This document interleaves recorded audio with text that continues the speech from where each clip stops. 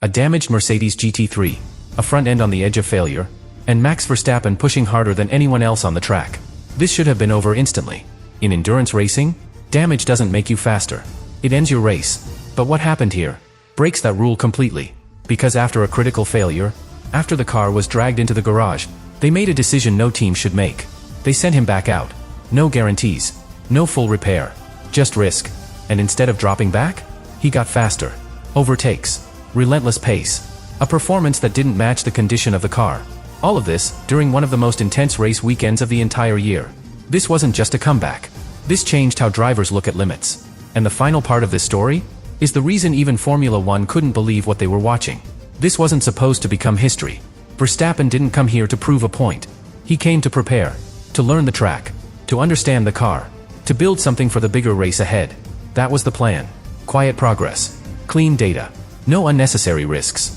And for a moment, it actually looked like that's exactly what he was doing. Friday felt controlled. The car responded perfectly. Balanced through corners.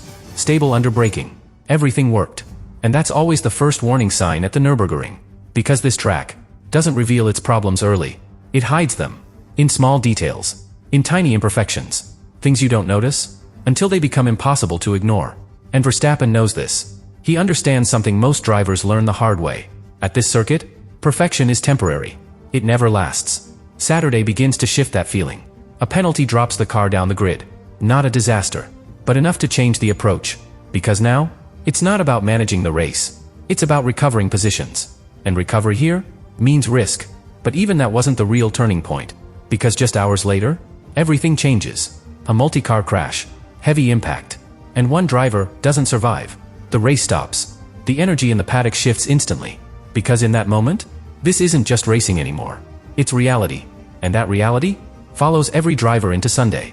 So when Verstappen gets into the car, this isn't a clean start. This is pressure. Not external. Internal. Because now every decision carries weight. Every corner means something more. And for a while, he controls it. The pace is steady. The car feels predictable. Nothing extreme. But enough to stay competitive. And that's all you need at this track. Because races here aren't won early. They're lost. But here's the part no one sees coming. Because while everything looks under control, something is already starting to go wrong. Not visibly. Not dramatically. Just a feeling. The front end, slightly different. Turn in, not as sharp. Grip, not as consistent. Small changes. But at this level, small is everything. Because when the front of the car changes, the entire balance follows. And that's where the danger begins. Because most drivers don't react immediately. They adapt. They push through. They wait. But at the Nürburgring, waiting is the worst decision you can make. And Verstappen knows it. So the moment he feels it, everything changes. And that decision is what triggers the moment that shocks everyone. And then, it happens. Not a crash. Not a dramatic failure. Something far more dangerous. A feeling. The front end suddenly isn't the same. Turn-in loses precision. The car doesn't react the way it did just laps before. It's subtle. So subtle, most drivers ignore it. They push through. They adapt. They hope it disappears. But here, that's a mistake. Because at the Nürburgring, small problems don't stay small. They grow. Fast. And Verstappen knows it. The moment he feels it, he understands. This isn't temporary. This is the beginning of something bigger. So he makes the call. Instantly. No hesitation. He dives into the pits. Now pay attention. Because this is where everything changes. At first, it looks normal. A routine stop. Nothing unusual. But then, no tire change. No driver swap. Instead, the car is pushed straight into the garage. And that one detail tells you everything. This is serious. Because when a car disappears behind those doors, you're no longer racing. You're trying to survive. The mechanics react immediately. No confusion. No wasted movement. They go straight to the front of the car. Because that's where the problem is.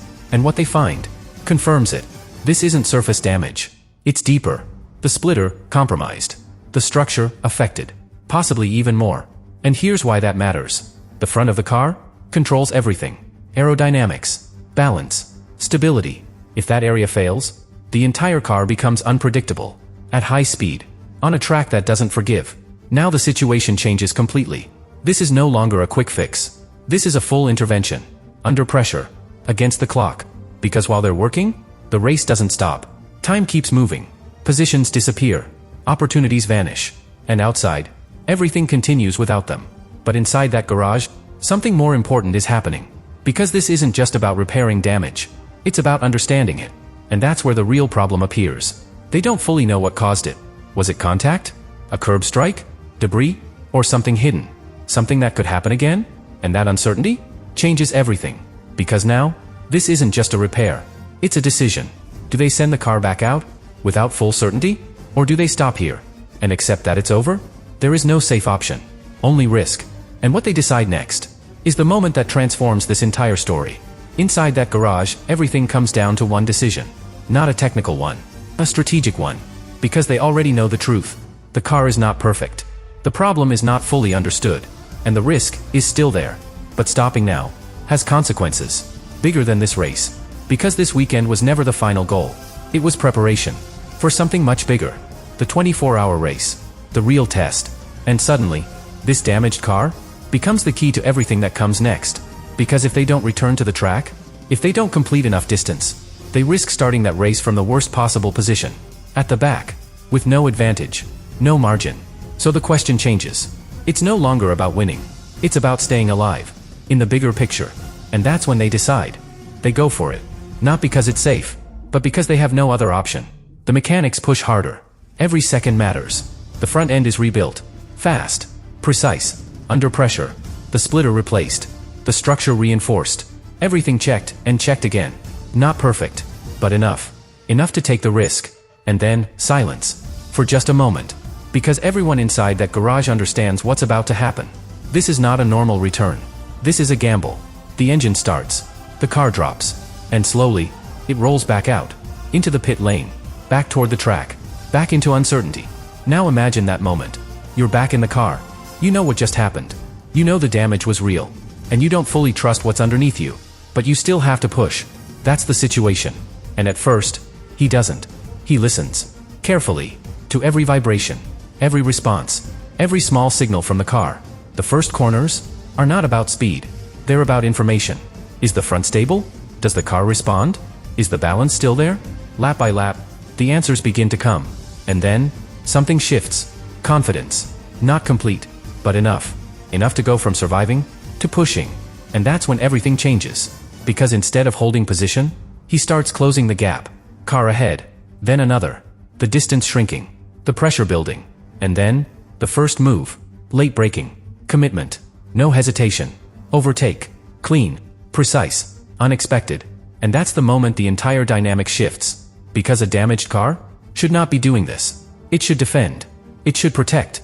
It should survive. But this one is attacking. Another car ahead. Same approach. Same confidence. Another overtake. And suddenly, this isn't just a comeback. This is something else. Because every move he makes goes against logic. A compromised machine.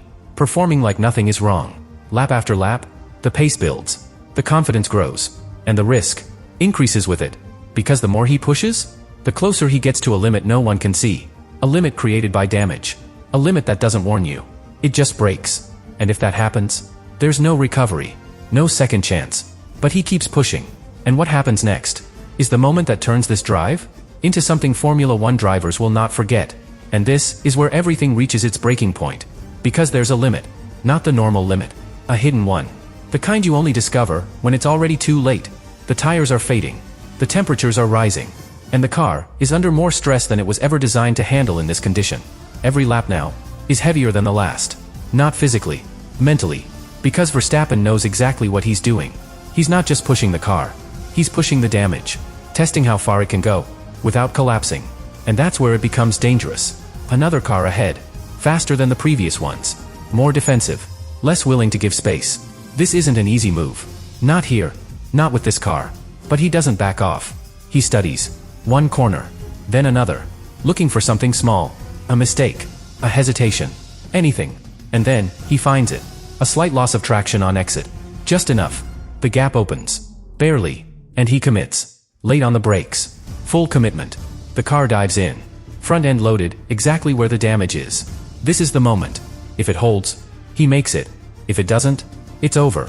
No correction. No escape. Just the end. For a split second, everything is on the edge. Grip, balance, control. And then, it works. The front bites. Just enough. Side by side. Millimeters apart. at a speed where mistakes don't exist, only consequences. And then, he's through. Clean, precise, unreal. That's the move. The one that changes everything. Because now, it's no longer impressive. It's impossible. A damaged car? Executing overtakes at this level, on this track, should not happen. And yet, he does it again. Another overtake. Different corner. Same control. Same precision. Lap after lap, he keeps pushing. But now, everyone sees it. The teams, the engineers, the drivers watching. They all understand one thing. This can't last forever. Because a car under this kind of stress, eventually fails. That's the reality. And Verstappen knows it. He feels it in every corner. The limit is closer now. The margin, almost gone. But instead of backing off, he adapts again. Smoother inputs, cleaner lines, maximum efficiency, extracting everything, without crossing that invisible line. And that's what makes this so powerful. Because this isn't reckless. This is calculated. Every move, deliberate. Every risk, controlled. And somehow, it keeps working. Until the realization hits. This isn't just a comeback. This isn't just pace. This changes everything. Because what Verstappen is proving here is something drivers don't like to admit. That limits are not always where you think they are. That performance is not just about the car.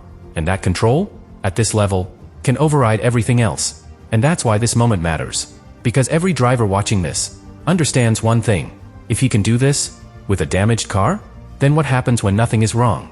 What happens when the car is perfect? Because this wasn't just a performance. It was a message, a warning.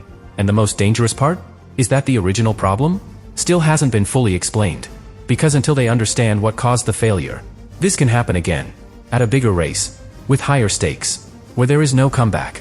And when that moment comes, everything we just saw might only be the beginning.